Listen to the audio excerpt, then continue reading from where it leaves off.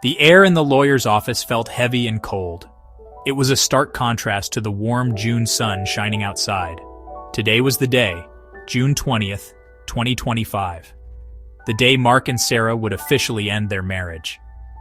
They sat on opposite sides of a large, polished mahogany table. The space between them felt like a vast, empty canyon. They had not spoken a word since arriving, each lost in their own silent world of regret and sadness.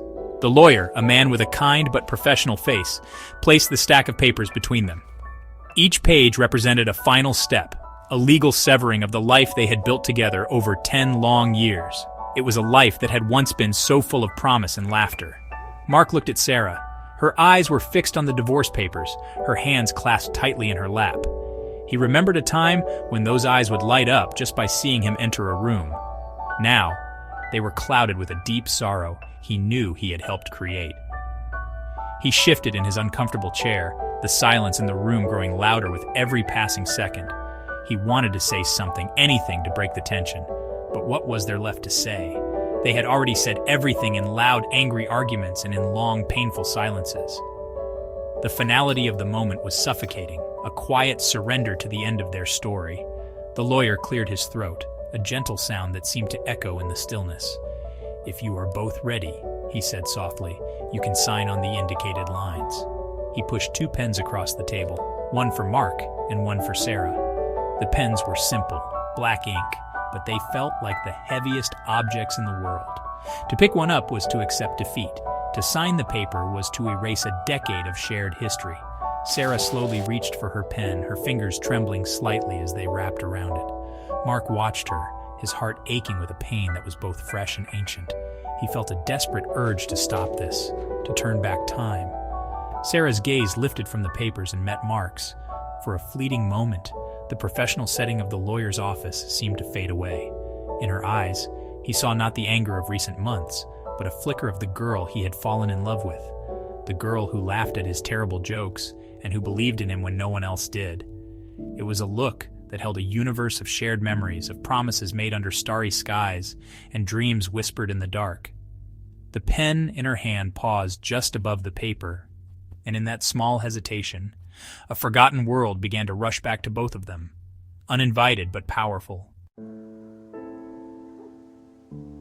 The sterile office dissolved, and suddenly, Mark was standing on a rain-slicked street.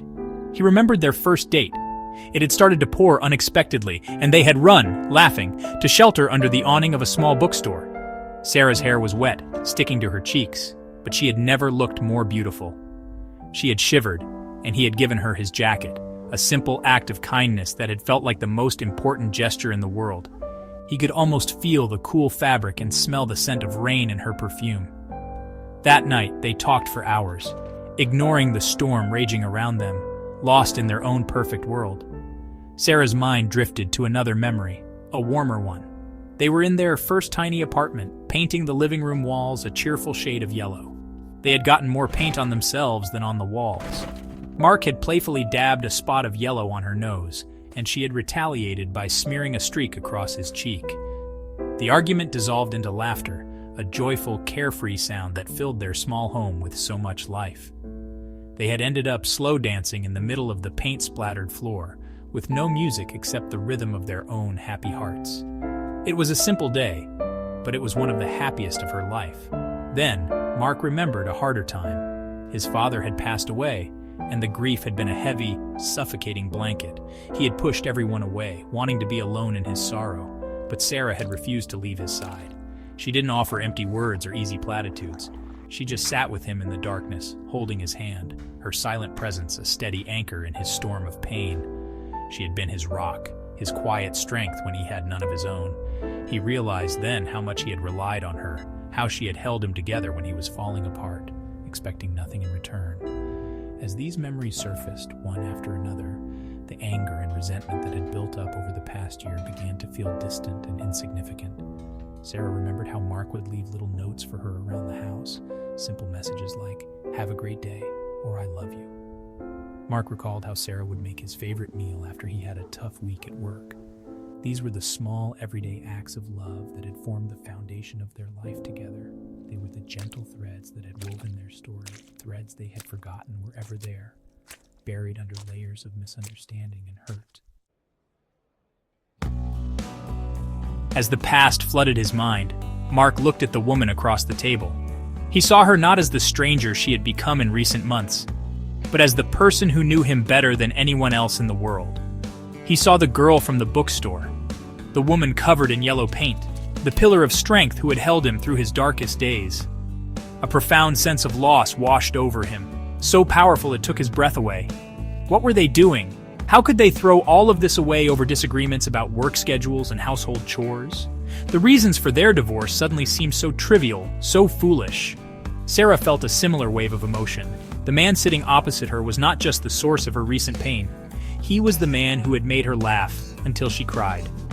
He was the man who had held her when she was scared and celebrated her successes as if they were his own. She remembered his goofy smile, the way he would hum off-key while making coffee in the morning, the feeling of safety she felt when he wrapped his arms around her. These weren't just memories. They were pieces of her, pieces of a shared life that was about to be legally dismantled and filed away in a cabinet. The weight of their shared history settled heavily in the room. It was in the silence between them, a silence no longer empty, but filled with unspoken words and rediscovered feelings. The anger that had fueled their arguments had been loud and passionate, but this quiet regret was so much more powerful.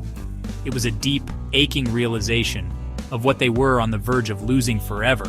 Not just a house or shared possessions, but a decade of inside jokes, secret glances, and the unique comfort of knowing someone completely. They had been a team, facing the world together.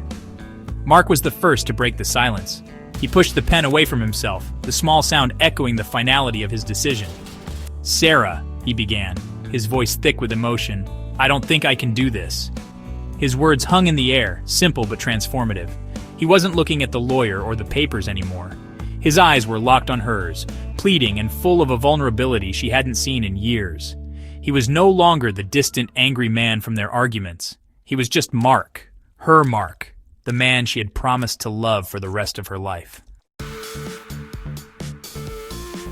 Sarah looked at Mark, and in his eyes, she saw her own feelings reflected back at her. The tears she had been holding back finally began to fall, silent drops that traced paths down her cheeks. They were not tears of sadness for the end, but tears of hope for what could be. She slowly put her own pen down on the table, next to his. "Me neither," she whispered, her voice barely audible but clear in the quiet room. A small, watery smile touched her lips. It was the first genuine smile they had shared in what felt like an eternity, and it was more beautiful than any grand gesture.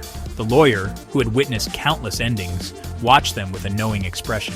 He had seen the shift happen, the moment the cold formality of the law was overcome by the undeniable warmth of human connection. He quietly gathered the unsigned papers from the table, his movements deliberate and respectful. "I believe this appointment is over," he said with a gentle smile. He didn't need any further explanation. The story was written on their faces, in the way they looked at each other, as if seeing one another for the very first time, all over again. Mark stood up and walked around the table. He knelt beside Sarah's chair and gently took her hand. It felt familiar, like coming home after a long and difficult journey. "I'm so sorry," he said, his voice cracking. I forgot about us." Sarah squeezed his hand, her tears falling onto their joined fingers. "I forgot too," she admitted. "We got so lost in the fighting, we forgot why we fell in love in the first place." They were not just words of apology, they were a confession, an acknowledgement of their shared failure and a promise to do better. They left the lawyer's office hand in hand, stepping out of the cold, sterile building and into the bright, warm sunshine of the June afternoon. The world outside seemed more vibrant, the colors sharper, the air fresher. It was as if they had been given a second chance, not just at their marriage, but at life itself. Their story was not over. In fact, on the day it was supposed to end, it was just beginning again. They had a long way to go, with much to heal and rediscover, but for the first time in a long time, they were walking